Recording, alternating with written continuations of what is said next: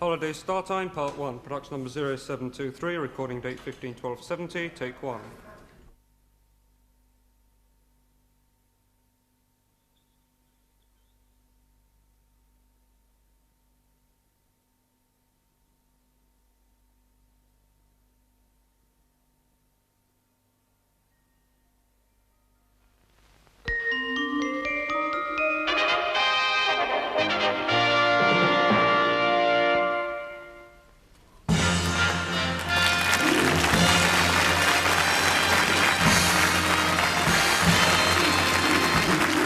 Ladies and gentlemen, it's Holiday Startime! Your guest stars, Peter Cook, Dawson, Thora Hurd, Jaffa, Arthur Lowe, Vincent Price, Varney. Special guest, the Bee Gees! And here to introduce the show is Maggie Fitzgibbon!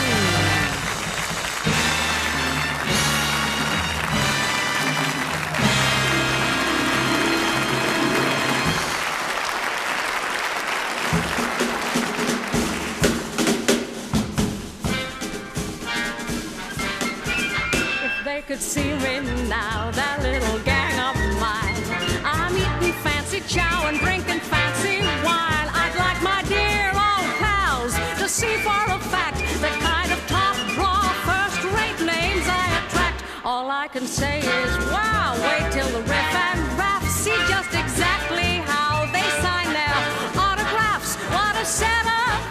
Holy cow, they'll never believe me if my friends could see me now. If they could see me now, my little dusty groove, traipsing around this $1 million chicken coop, I'll hear my buddies saying, crazy what gives tonight, she's living like the other half lives. All I can say is, Lowe, look where I am tonight. I landed cow right in a pot of jam. What a setup, holy cow. They'll never believe me if my friends could see me. If my friends could see me now.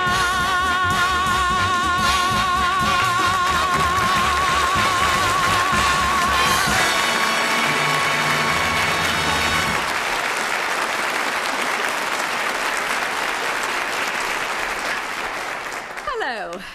Well, may I say how delighted I am to be here. I really am. Now, this is a part of the show where it's the right time to tell a few funny stories, a few jokes. And I have the perfect person, Thora Hurd.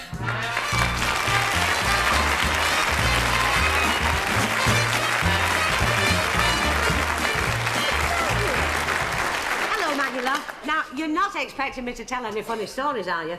Because I don't know any. Well, that was the idea, Thora. Well, I've just been told one off the side of the stage. Well, will you tell it? I would like to tell them. Go on, go on. Listen, there was this commercial traveller, you see, and he got stranded outside a farm. And the farmer said, I can only put you up in the cowshed. Look, but you see, he Thora, didn't know that the Thora, listen, cowshed will was you next listen to to the... me? You What? can't tell that. We're on Why? television. Oh, sorry. Listen, on second thoughts, I think we'd better leave the jokes to a man, don't you? It's better. It's What better. about Liz? Oh, it's him that's just told me Oh, that was it really? story. Ladies and gentlemen, Liz Dawson.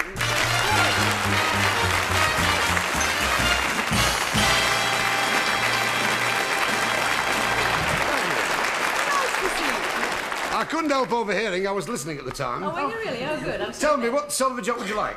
Oh, I think something from mixed company, I think yes? so. For mixed Yes, company? yes, mixed. I'll go over to my computer. I'll show you how to work. Computer? Oh, I don't believe in those things. Not the last time I got my gas bill. What would happen? It was for the telephone. I'll tell you what we'll do. I'll show you how it works. I'll pick out a joke at random. A random remark, say, mother-in-law. That'll do. Yes, that's all right. Fine. Not fussy. Just fit it in the top. Oh! It's marvellous, isn't it? Yes. Now, what does it say? I wouldn't say my mother-in-law's fat, but her skin is stretched to such an extent when she bends her knees, her eyelids fly up. Do you mind if I have a go? Oh, It's a little old lady joke. It says here. There we go. A little old lady walked into a police station and said to the sergeant sitting behind the desk, "I was assaulted by a man 34 years ago." And the sergeant said to the lady, "Why are you telling me that now?" And the little old lady said, "I just like talking about it." Let me have a go. Let me have a go. Sit from here. Right. In there. Oh, here we are. Yeah. Insects. Now, look, this joke is more for a male double act. But I haven't got short, fat, hairy legs. Mind you, that's an idea. Yeah. And you can't see the joint. Hey, you look at me when I'm talking to you. Oh, yeah, well, here, I'll tell you what.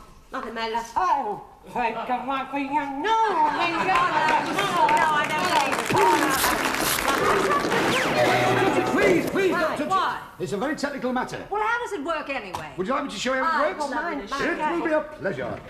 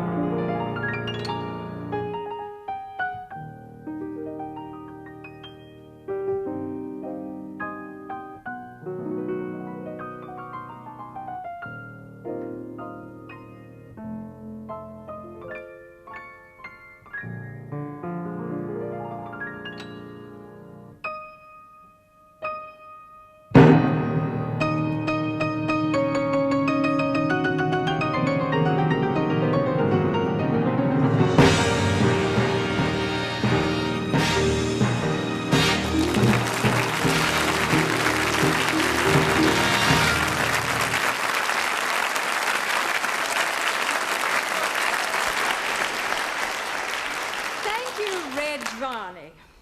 I wonder, are you a bit like me after Christmas? I mean, not knowing what to do with the leftovers?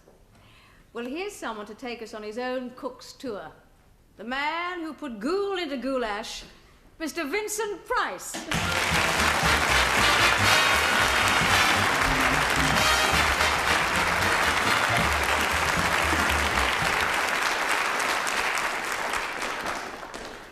Oh, hello. I don't know about you, but my definition of a hangover is the day after Christmas. As for Boxing Day, well, as far as I'm concerned, they can put me in one and bury it. But you know, I thought I would talk tonight about your Christmas leftovers. Now, by that, I don't mean those relations that are still staying with you now. I don't suggest that you eat them. Oh, I don't know. I have a fat little nephew who would look rather tempting with an apple in his mouth. No, I'm talking about all these remnants, these pathetic relics of our Yuletide bacchanalia. Yeah. Now, I had toyed with the idea of telling you what to do with the remains of your Christmas pudding. But as my father was a workhouse master, the memories were too painful. Oh, God, if only he'd taken out the Holly. Now, painful memories apart, may I suggest that you douse it liberally with rare Napoleon brandy like this. 1968. Well, he's still with us in spirit, so you pour that all over there like that. And then you just take a match and you ignite it and you apply it like that. See? Ooh. Welcome to the Pudding Club.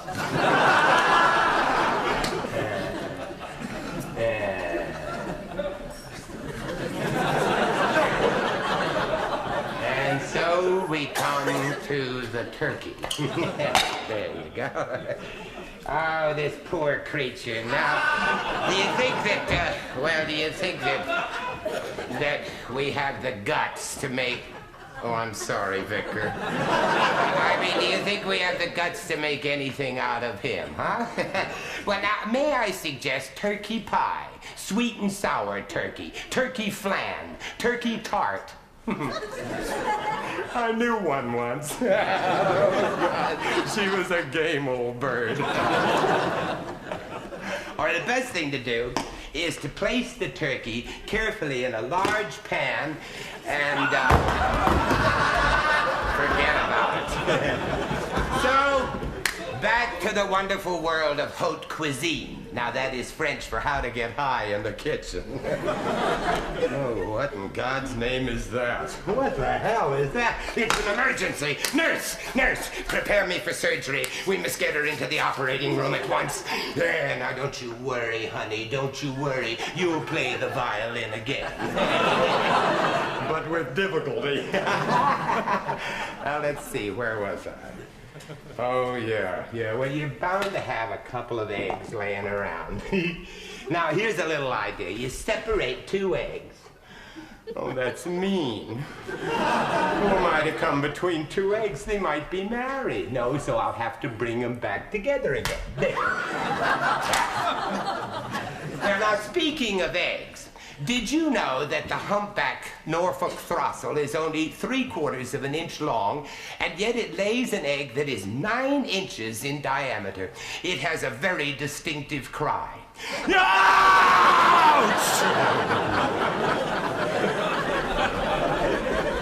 Oh, God, do I need a drink? Now, let's see, which one of those is my glass? There it is. Oh, no, let's see now. I got an idea. Wait a minute, there we go.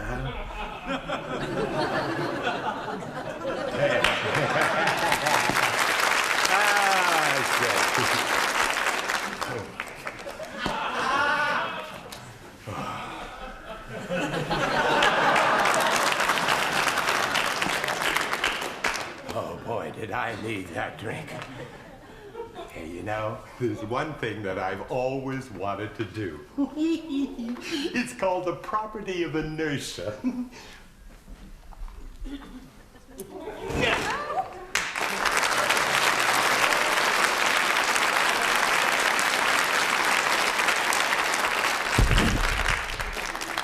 It always does that. Now, as for the leftover drinks, now, you know, here's an amusing little cocktail that you can make with the dregs or whoever happens to be there at the time. First, you take a little sherry. My own private monogram. How you put that Then you take a little vin blanc like that, see? And, pardon me. Then you take a little brown ale, Chateau du Pomp. And you put that in there like that. Then you put in a little drop of Benedictine. You know, I once knew a monk who was addicted to this stuff, but he managed to kick the habit. Oh, my God. Do I need a drink now? You see, because I am an American, I'm going to put a couple of ice cubes in it like that, see? Oh, wasn't that sad about the Titanic? Oh, you don't get it. Oh, well, it was a big show, forget it. You know, this drink is rather like me the first time that I saw old Calcutta, shaken but not stirred. Well, here's a little Christmas toast, huh? Here's to her and here's to him, but what shall we do with Tiny Tim? Well, I've got a couple of ideas about that, too.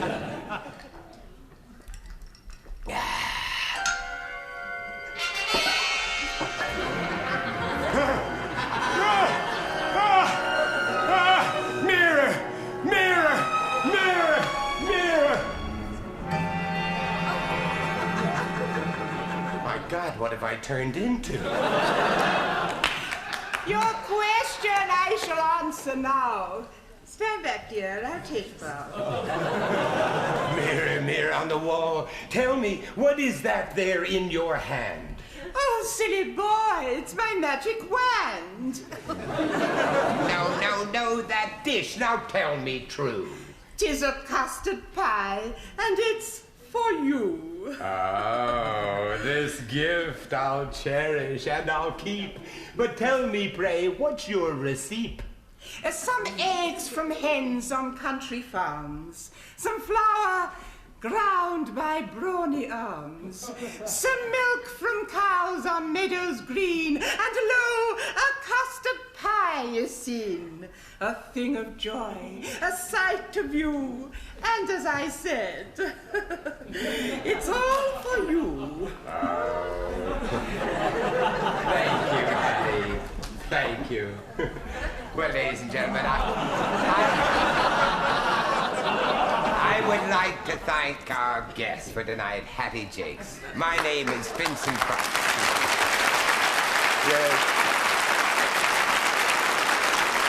My name, as I said, is Vincent Price, and I wish you all a good night. That's all from me.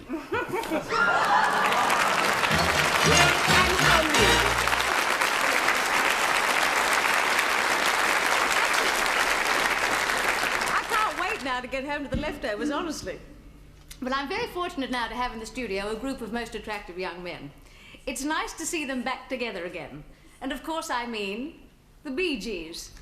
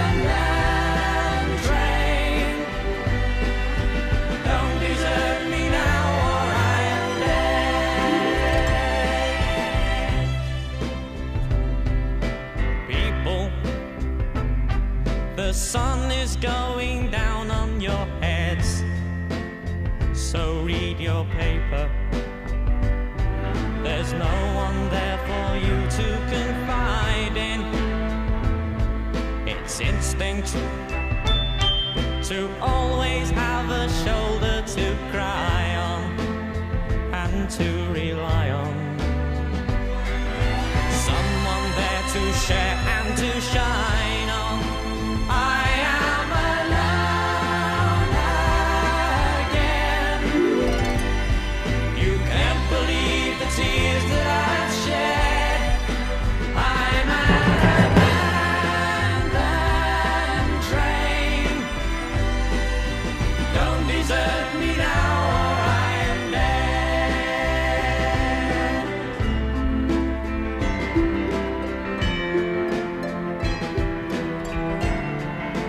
I am alone again. You can't believe the tears that I've shed. I'm an abandoned train. Don't desert me now or I'm dead. I am alone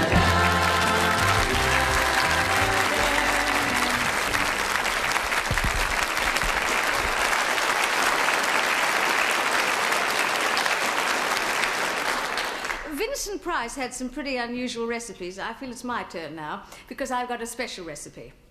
Take one actress who was well known and well loved. Take one actor who, because of his television appearances, has become an institution.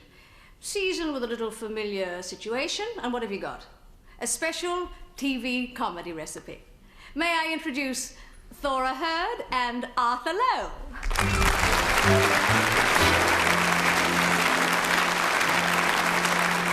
Thank you, Mr. Salter. Don't mention it. Now, was there anything else you was wanting? No, I don't think so. Thank you. Right. Haven't seen you for some time. Not well. You see, I haven't been so well.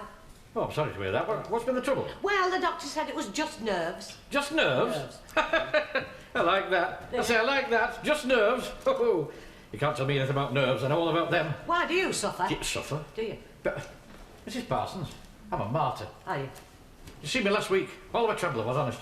All of a tremble. Oh, I'm sorry.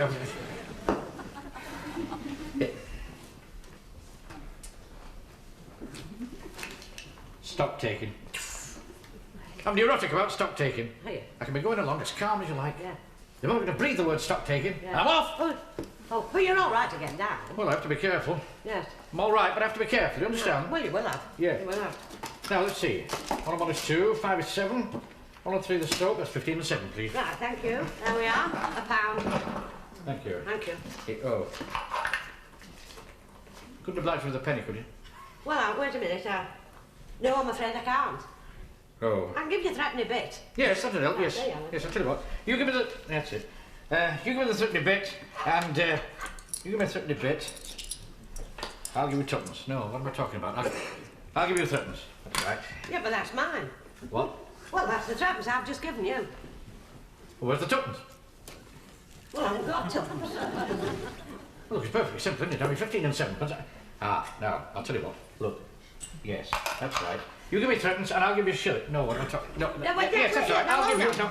Look, hold on for a second, because I've got some more change here. Now then. Now, look, see. We can see where we are. Yes. Right, go on, you do it. Now, look. You give me a penny. Yeah. That's right. You give me a penny. I'll give you 2 and 6pence. You give me a shilling. I'll give you threepence. And we're all square. There you are. Yes, that's right. Now then. And I should have 4 and 5 pence. That's right. I've got 3 and 8 pence. 3 and 8 pence? Yes. Now, how does that come about? Well, now, hold on a minute. Now then. You should give me... Yeah, what's 3 and 8 pence for 4 and 5 pence? 3 and 8 pence, 3 and 9 pence. Oh, no, don't let's complicate it. No, now let's keep it as simple as we can. No, let's keep it simple, you see. You're complicating things. Look, I didn't start asking if he had a penny. I'm not blaming you. No, I'm not well, blaming it sounds as though I don't know if you don't mind I'm not saying blaming you, Mrs. Parker. All right, No, the customer's always right. I know that. Well, then let's keep calm. Yes, well, I'm calm. I'm perfectly calm. But you can't you not? Well, now, look. I'll tell you what, let's start again. Oh. Right, put it down. Right. Now, that's mine, and that's yours. Yeah. Right. No! What? But, look, that's yours. You just gave it to me, didn't you? Look, it's perfectly simple, isn't it? 15 and 7, but you give me a pound. There's nothing complicated about it, is there? No, but look, no, there's nothing complicated. Look, you can do it. Look, now, Mr. Salter, you can do it. Now then, look. Yes. If you were to give me No, now, wait a minute. No, now, if I was to give you... I've got it. Yeah, I've got it. Well, Look, Dad. I'll tell you what, I'm going to give you 10 shillings. I'll give you 10 shillings. Yeah. You give me 2 and 6 I'll give you 3, you give me a shilling. I want you... Oh, Now then, but I'll give you... Wait a minute, I'll give you a shilling. Yes. You give me 6 pence, Here. and I'll give you 4 pence. That's it. And that's right. And I should have 15 and 7. That's right. Right. That's right. I've got 25 and 4. I shall have to sit down for a minute because look, we can't understand this. This is 15 No, don't and try. 7 No, and 20. don't try for a moment. 15 and 9, Look, 15 don't and try to 9. relax with it. Well, God gracious me, Try. go on. All right. Let's be sensible about this. Let's start again, shall we? Now, I'll give you 5 shillings. That's right. You give me 3 pence. I'll give you a shilling. Then I'll give you a penny. And then I'll give you... Look, Mr. Sergeant. Now, wait a minute. Look, wait. Hold on. Look, you can do it. You can do it. Now then. If I was to give you 4 shillings, can you see? 1, 2, 3, 4. Right. And you were to give me 6 pence. Do you see? 1, 2, 3, 4, 5, 6. Yeah. That's right. Now then. I give you 2 pence, you give me a shilling. I give you 2 and 6 pence, you give me 1. Mr. Salter, you give me 9 pence too much. But if I give you threepence and you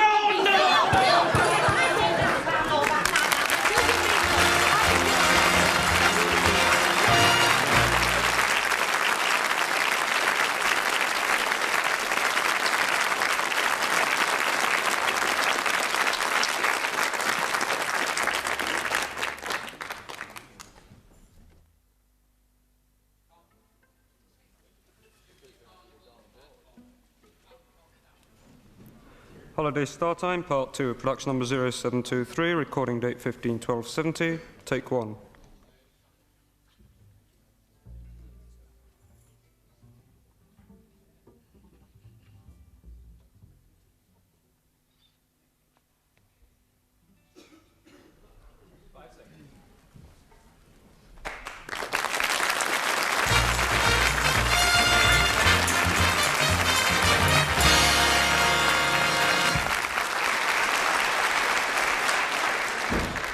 I'm about to introduce somebody who looks so good I could hit him. He's got the most marvellous suntan, which he's just acquired in South Africa. Well, he hasn't brought his harp to the party, but he's brought his violin, of course. Here is Max Jaffa.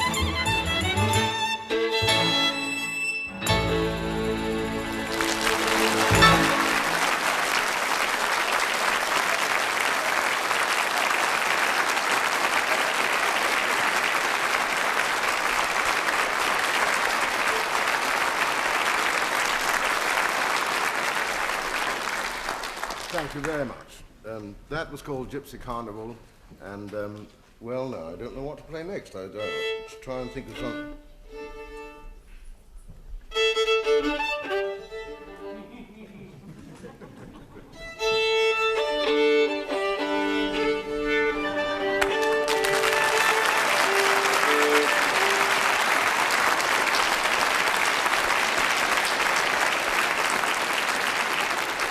What are you doing here, Father? Father? Get this, the Jack Benny of the Derby and Joan clubs. As a matter of fact, Max, I came out to tell you how much I think your violin playing is so brilliant. I'd give anything in the world to play like you. Well, now, how nice of you. It's very funny that you should say that, though, you see. Well, I thought so, yes. Well, you see, there you are. That's the thing I'm getting. What do you mean? If only I could tell jokes like you, quick, you see, Oh, yeah. right away. It's lovely. Can you teach me how to do that? Well, there's nothing to it, Max, really. Well, there is as well, because you see, you not only tell the jokes, but you play the fiddle and you stop very quickly. Well, that's a good thing, of course. But then sometimes I have to move quickly too. Well, you see, and then the joke. The joke. Could you teach me to do Well, that? of course, it's a piece of cake. Actually, I'll tell you the secret. You need charm, artistry, and talent, and a fast car with the engine running outside the street. Most essential. Yeah. And if you'd like to have a basin full, I will show you. Thank you very much. In 3 minutes. Wonderful. Now, what you do is this, Max. You see, you con the public. You play some simple little tune. Not that rubbish you were playing just now. Simple little... Keep it simple, Max. That's the secret, you see. Something simple now. Let me see, like, Tangerine. Nothing personal, Jaffa.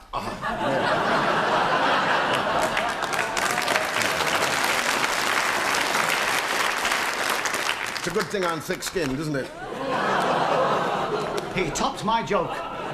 He topped my joke. Sorry? I can see the headlines in tomorrow's papers. Famous violinist found strangled. Matinee idol assisting police with inquiries. Do forgive me. I got carried away, Ted. You got what? I carried away. That's it. And that can be arranged too. Don't worry about that. Right, Now, let's do it. Yes, Right, right. you want to learn? Watch. And listen. Yes.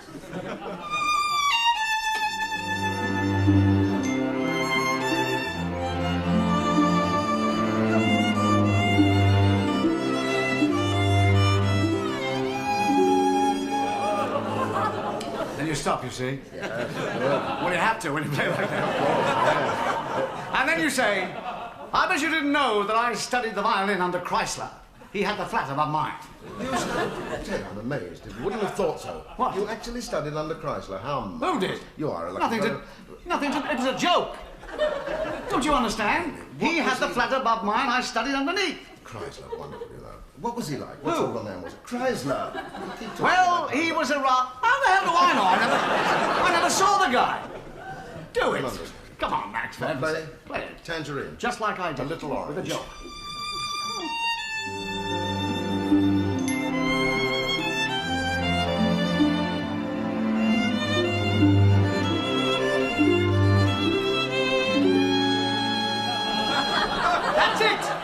That's it.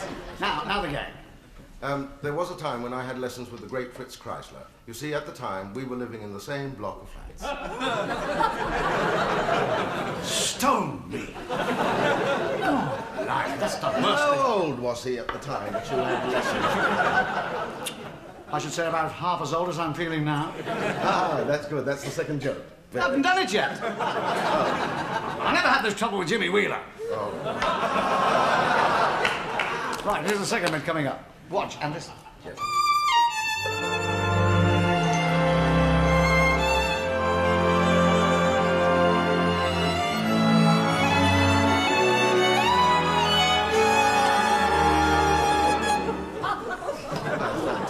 I used to play pizzicato on the violin, but now I haven't got the pluck.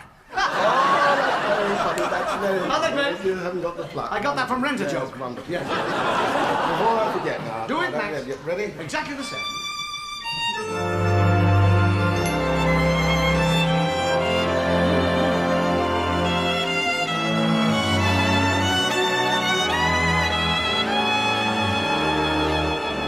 That's it. Never mind what the others say. That's it. Now the joke. I used to love to have a glass of beer just before I played the violin, but now I haven't the courage anymore.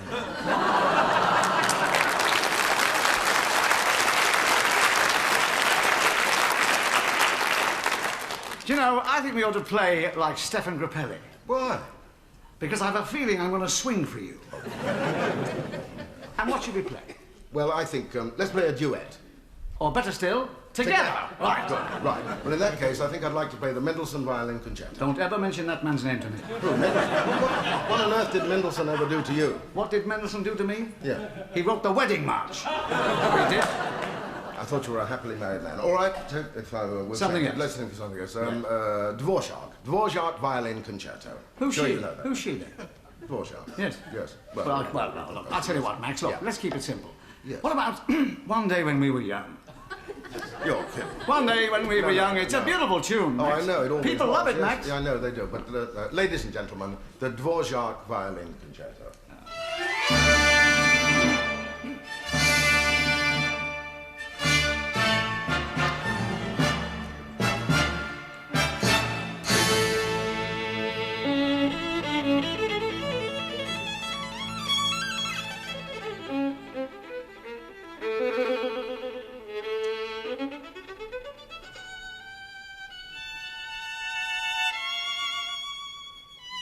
You had me worried for a minute, boy.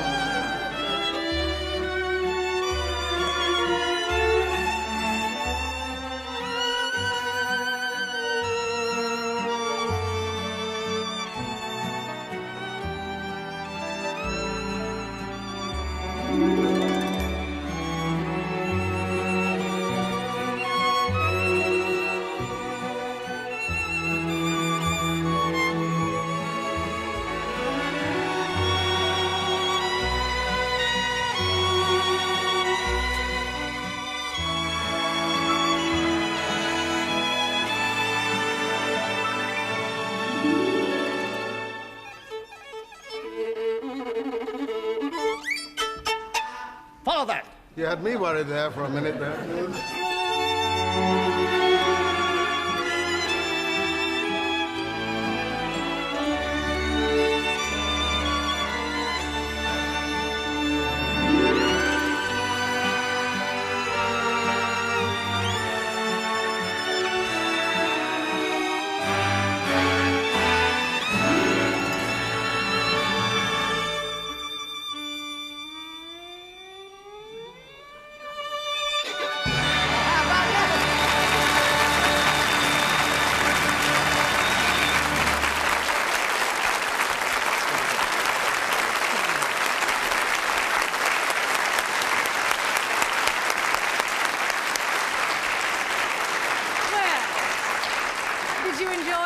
Of Ted Ray, I'm sure you did. I loved every minute of it. Thank you, Max and Ted. During the course of the show, some artists will appear on more than one occasion, and this applies to our next guest. He'll come later on in the show as himself, but here he is as E.L. Wisty, of course, Peter Cook.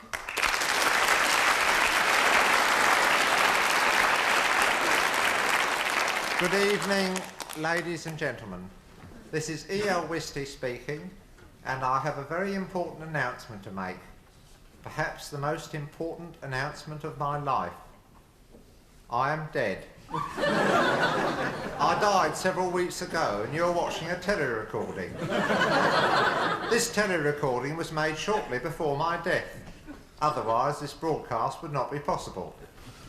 As this is a jolly, fun-filled family programme, I do not wish to depress you by dwelling on any morbid details. Suffice it to say that I am no longer with you, and I have passed on to pastures new. During my life, I have attempted many things, including knitting, painting silver fir cones, and dominating the world. Perhaps I have not been totally successful. I doubt if my silver fir cones will be auctioned at Sotheby's. I have a feeling that my finely ribbed woolen nightie that I gave to Auntie Madge for Christmas will not be acclaimed by the critics. But in one ambition, I have achieved complete success, namely, the total domination of the world. Every action you take, every word that you say, is a direct result of my uncanny powers. Why did you kick the cat last Tuesday? The answer is me. Why is the country plunged in industrial chaos? The answer is me. Why will the midi skirt never catch on? The answer It's me. Why did I kick the bucket a few weeks ago? The answer is you. Now that I've dominated you completely, now that the world is in my grasp, it seems a fitting time to go. I know that some of you watching now will be muttering things to each other like, that old twit never had any power over me. I didn't kick the cat last Tuesday because of him. But you're wrong. There are uncanny forces in me that can make you do anything. And if you happen to be jumping to your feet saying, what a load of rubbish, let's switch to the BBC, it is because I have willed it. Many men have tried to dominate the world. Genghis Khan, Attila the Hun, Eloise Hitler as he was before the operation. But they all went about it in such an obvious way, starting wars, killing people, shouting. I've never killed anyone. ITV asked me to appear live on this programme, but I said no. I'd rather appear dead. So here I am, or rather, here I'm not. But how can you tell what is live or what is recorded? In fact, how can you tell what the bloody hell is going on anywhere?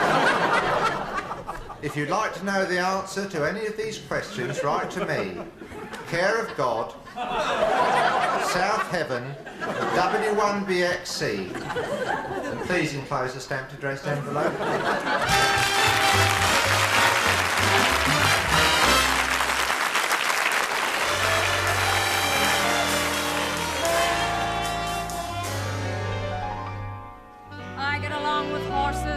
Dogs and cats, boys and girls, I get along with everything but men.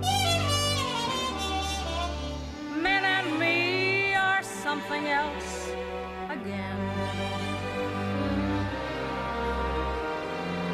I've got a Persian cat for company, and maybe that's what causes me to say, who needs a man? I've got a cocktail bar loaded high, books to read, records I can play. Who needs a man? When you start with a male, there's a lot of complication, wondering if he's true. Guess when I write my tale, it will have this dedication: one can live better than two. 'Cause if there's no one there to rule your heart, then you can rise from bed and start your day just as you planned, without the bother, the worry, the slightest suggestion of anyone forcing the troublesome question. Who needs a man? Who in this world? Who needs a man? I can spend every day just relaxing on my bed there, happy on my own. Guess when I pass away, they will ride above my head there. Still she lies sleeping alone. I live the rich and full, easy life.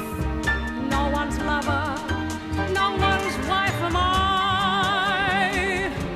Obviously, without the knowledge that someone will be home at 7 to hug me, kiss me, lead me to heaven. Who needs a man? I'll tell you who.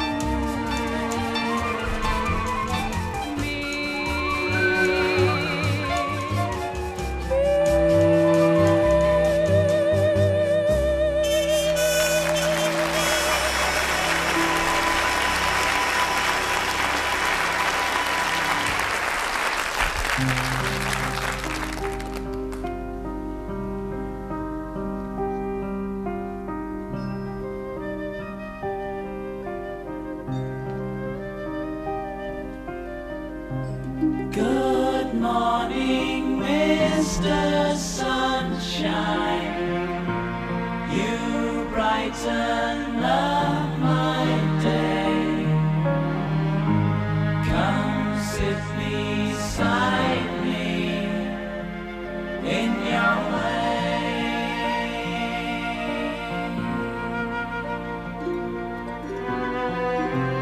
I see you every morning outside the restaurant. The music plays so nonchalant.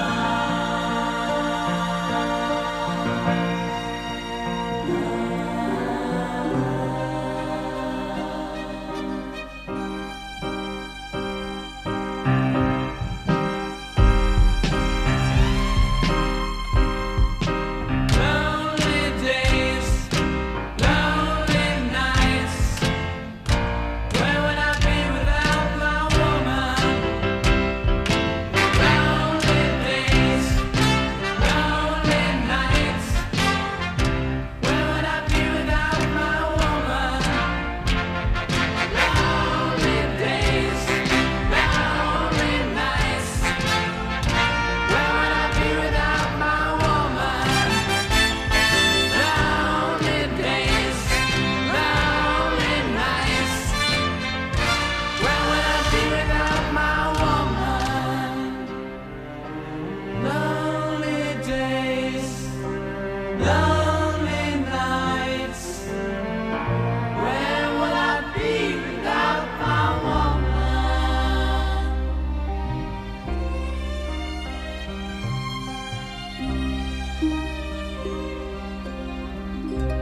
Good morning, Mr.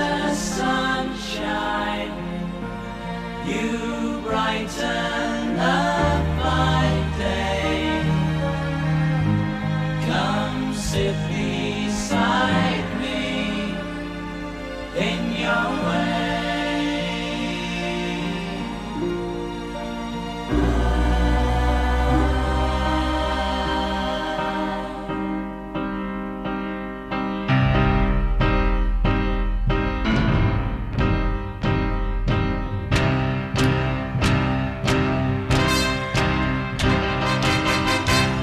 Lonely days, lonely nights.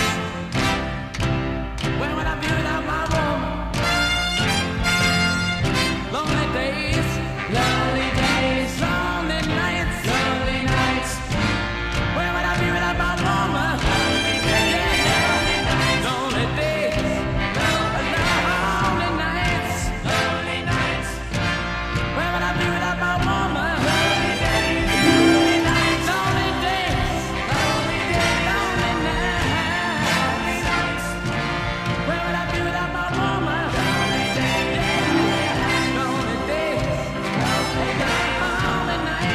lonely nights.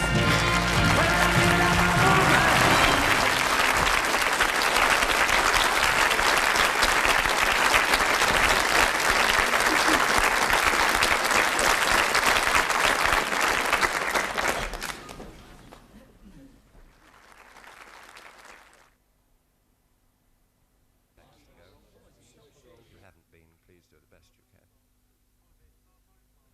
Holiday Startime, Part 3, production number 0723, recording date 15/12/70, take 1.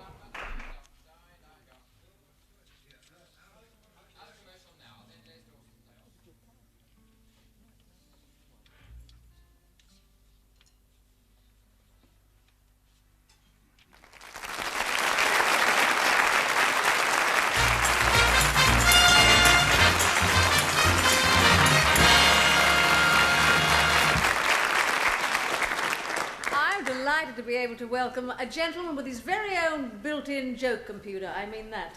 Ladies and gentlemen, a nice welcome for Les Dawson.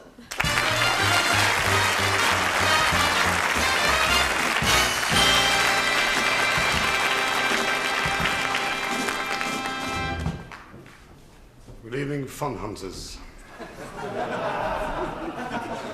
Every year for the last 7 years, the wife's mother's been to our house for Christmas. This year we had a change. We let her in. The funny thing is, the night before she arrived, I'd been dreaming about it. It was wonderful. I dreamt she was an old sports car and had my foot right down on the throttle. She came the day before Christmas Eve morning. I'll never forget it. The day was like any other. The wife was getting ready for work. I could hear her revving up the bulldozer. My little lad came downstairs. He said, "Read me a horror story, Dad," so I gave him the rent book. Just then, I heard that knock on the door, that dreaded knock. I knew damn well it was the wife's mother, because all the mice in the pantry were throwing themselves on the traps. Well, as if to confirm it, next door's cat had kittens, and he's a Tom. For a bit of fun, I ran out the back door, crept up behind her, and went, "Boo!" She said, "You fat fool," and nearly dropped dead, so I went, "Boo, boo, boo!" And she had been in the house 5 minutes, our dog bit her on the thigh. The wife said, "That dog's getting vicious." I said, "I know, I'm taking him to the vet tomorrow." She said, "We have him destroyed." I said, "No, I'll have his teeth sharpened." Man, you couldn't blame the dog. You never seen a face like the wife's mother. You can tell what she's like during the war. She was a model for shrapnel. She went to Ireland last year, tried to kiss the Blarney Stone, and it spit at her. I can't do right for that woman. I said, "What would you like as a Christmas present, beloved?" She said, "Get me something portable to match my complexion." She went mad when I gave her a pigskin handbag. Never enjoyed Christmas one bit with her this year. For a start, she got drunk on Christmas Eve and started singing all the songs she'd learnt as a stormtrooper. The wife had got a turkey, I don't know from where. I'm not saying it was tough, but when I plucked it, I found a karate diploma. Never enjoyed it yet. Last year, I took her away on one of these economy winter cruises that you read about. You could tell it was a cheap trip. We were strapped to the portholes. You should have seen the ship. God knows how old it was, but it's the only boat I've ever seen with a thatched funnel. And the captain got on my nerves. You know, he kept calling me Jim Lad and his parrot smelt.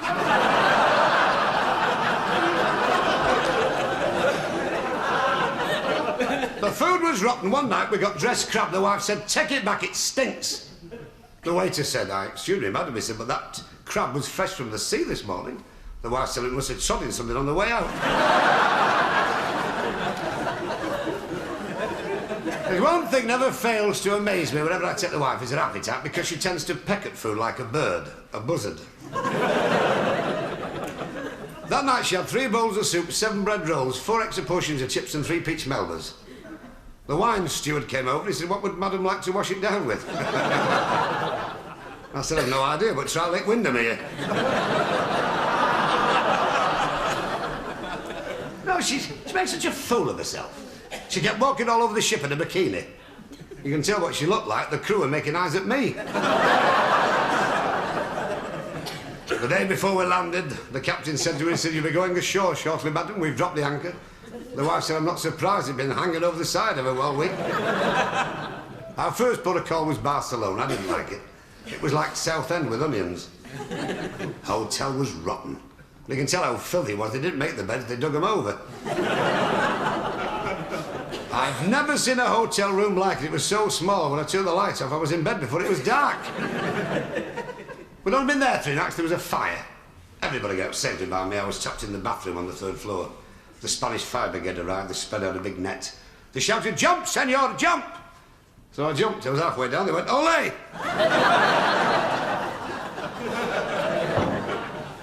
We all know this is the festive season, and let's face it, we all drink too much, we eat too much. All I can ask of your car owners, please drive home safely, because I'll probably be walking. Good night, good luck.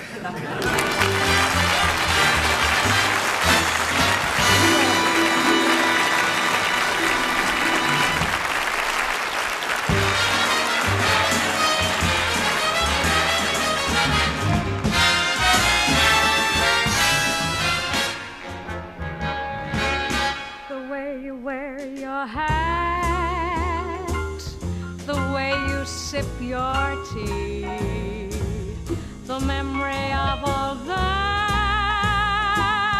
No, they can't take that away from me. The way you smile just means, the way you sing off key,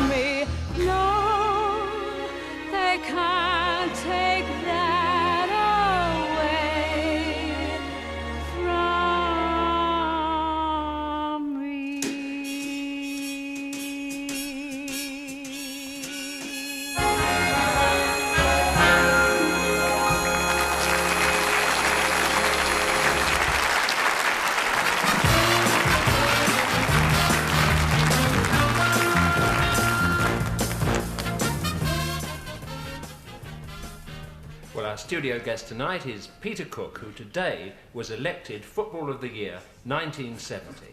Many, many congratulations, Peter. Thank you, Jimmy. Would you mind using camera 2, because this is my bad profile and I'd rather it is on this. Do you like the barnet, actually? It's done by Luigi of Neasden. It's quite nice, isn't it? Yes, it's looking very nice, actually. Thank you. A lot of people have said that this competition was rigged. What do you say about that? Oh, Jimmy, you know, throughout the world, there'll always be knockers. There'll always be knockers, and there always will be. And the fact that my mother, my father, 2 brothers and 3 sisters are on the panel, I think had no influence on the result whatsoever. Well, now let's look back at those last exciting moments of that competition, Peter. I could watch it all night. Footballer of the Year 1970, Peter Cook of Real Inter Neasden. Well, as you can imagine, Jimmy, I was knocked out. Knocked out. Yes, I can see that. Completely knocked out. Here comes Mel. Yeah. Did you feel that when he placed the crown on your head? Yeah, he really bangs the crown on your head, does Mel. Yeah. Yeah, well, he gave me a right bang on the lips there, I'll say that for him, Jimmy. I could see you enjoyed it, but what I'm really interested in, you're a very wealthy sportsman already. Yeah, Do you believe that footballers should advertise commercial products? Well, let's put it this way, Jimmy. I would only advertise a product I really believe in. And I really believe in that deodorant. I mean, there is nothing puffy about a stick deodorant. Nothing puffy at all. I carry it on and off the field, especially on the field, because when the ref's got your back turned, you can bang it in the goalkeeper's eye. Do you approve of that kind of gamesmanship? Well, let's face it, Jimmy, football is a man's game. You've played it, it's a man's game, and you go to win. There are certain things at Inter Neasden which we'd never do. For example, we'd never use tactical nuclear weapons.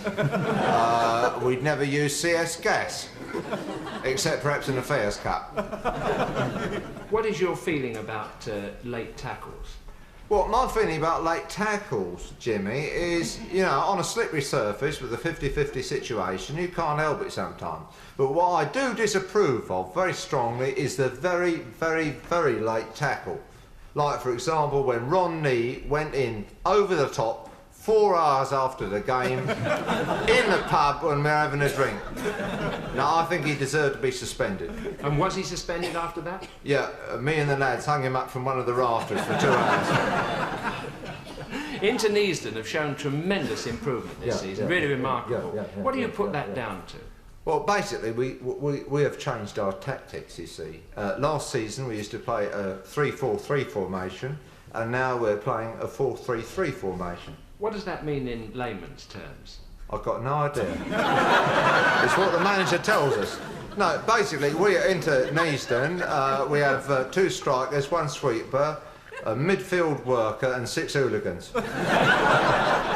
Peter, you're a very unobtrusive player. You know, sometimes I think the fans don't really appreciate the running off the ball that you do. Yeah, I'm very unobtrusive. I do run off the ball. Some people, including my mother, have said I'm 20 years ahead of my time. The fact is, I like running off the ball, I like running off the pitch, I like running down the pub, and I like having a drink.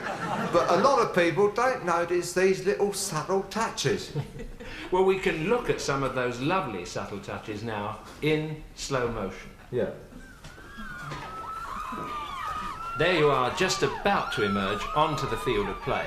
And you see you're resisting tackles there. Yeah. 2 or 3 nasty tackles there, I can see. But it's this movement that comes next. It's one of the best movements of the hip that I think I've ever seen. There it is. A sideways move of the hip. And watch the elevation there as you jump up in the air, left foot to right, and now ghost along there on a possible overlap. Yeah, and I then went on to penetrate one of the tightest defences in the north of London.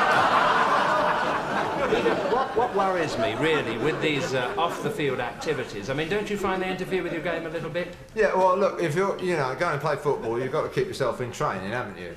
I mean, you can't go out every night of the week dancing and drinking and chatting up the birds and doing all that kind of stuff, and then turn up on Saturday and play 90 minutes of football. So if I've spent a week dancing and drinking, chatting up the birds and doing all that, I don't turn up Saturday. It wouldn't be fair to me, wouldn't be fair to the boys, wouldn't be fair to the manager, wouldn't be fair to the girls, would it? I'm sure that's highly commendable. One final question I'd like to put to you. What would you do, really, to bring the crowds back if there was one thing that you could do in football? Oh, basically, Jimmy, the crowds come to see goals. You know, that's what they want to see, goals. I am a goal grabber, and goal poacher, call it what you like.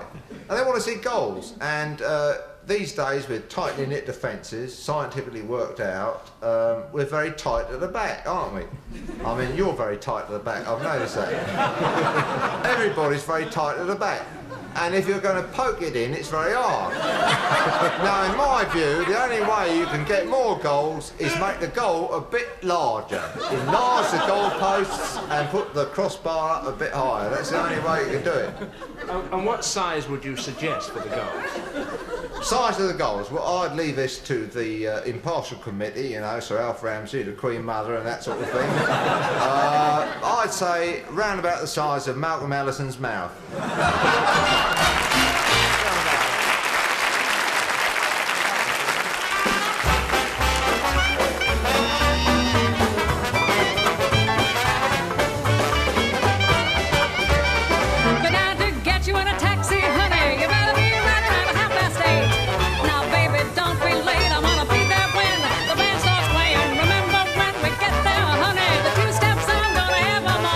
Dance out for them shoes when they play those jelly roll blues.